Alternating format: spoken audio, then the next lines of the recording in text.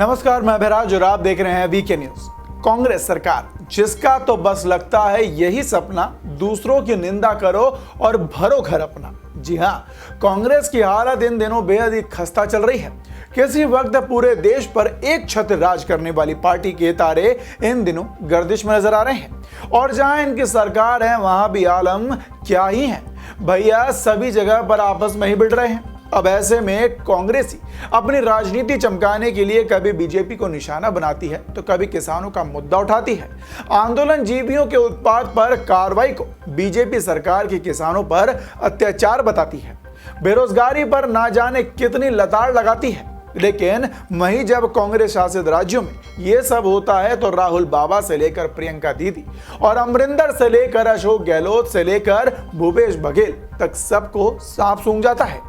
चलिए अब आपको बताते हैं कि आखिर अब ये नया मामला है क्या। दरअसल गला फाड़ फाड़ कर बेरोजगारी का राग अलापने वाली कांग्रेस के राज में खुद बेरोजगारी के काले बादल छाए हुए हैं और उसके चलते बगावती बिगुल फूका जा रहा है। बता दें कि प्रदेश के अलग अलग जिलों में कोविड सेंटर, अस्पताल और जांच से जुड़ी लैब में काम करने वाले हेल्थ वर्कर्स अब बेरोजगार हैं।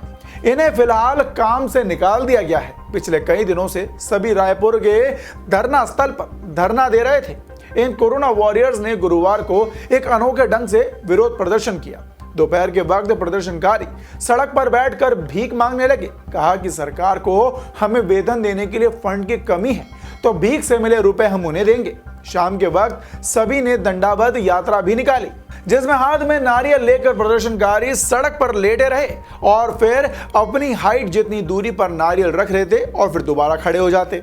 ऐसा ही दोहराते हुए सभी मुख्यमंत्री आवास तक जाना चाहते थे, लेकिन प्रदेश की कांग्रेस सरकार और तानाशाह पुलिस को शायद ये मंजूर नहीं था, तो उन्होंने बीच रास्ते में ही पुलिस ने इन्हें खदेड़ भगाया। प्रदर्शनकारियों को जबरन पुलिस ने वापस लौटने को कहा। जो लेट कर आगे बढ़ रहे थे उन्हें उठाकर वहां से भगा दिया गया और कईयों पर लाठीचार्ज भी की गई।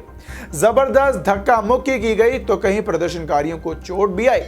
वहीं क्रांतिकारी कोरोना योद्धा संघ के बैनर तले पिछले कई दिनों से रायपुर में धरना दे रहे थे और आपको बता दें कि कोविड-19 के संकट काल में इन्होंने अपनी सेवाएं अस्पताल, क्वारंटीन सेंटर और लैब में दे चुके हैं और इन युवाओं के पास 2 वक्त की रोटी का संकट पड़ रहा है।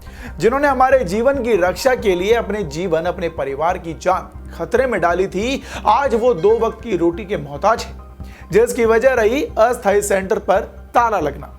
इसमें nurse, ward boy, lab technician जैसे करीब 3000 लोग शामिल हैं।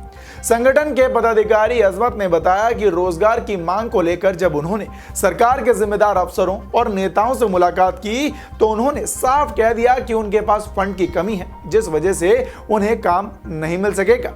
अब इनकी मांग है कि इन्हें नियमित तौर पर काम पर रखा जाए और समय पर वेतन दिया जाए। तो देखा आपने, अपनी सरकार के राज में 100% रोजगार देने वाले राहुल गांधी ऐसे में कहां गए? मोदी और योगी पर गला फाड़ फाड़ कर चिल्लाने वाली प्रियंका दीदी कहां गई? यहां उन्हें इन बेरोजगारों की क्या तकलीफ नहीं दिखाई देती?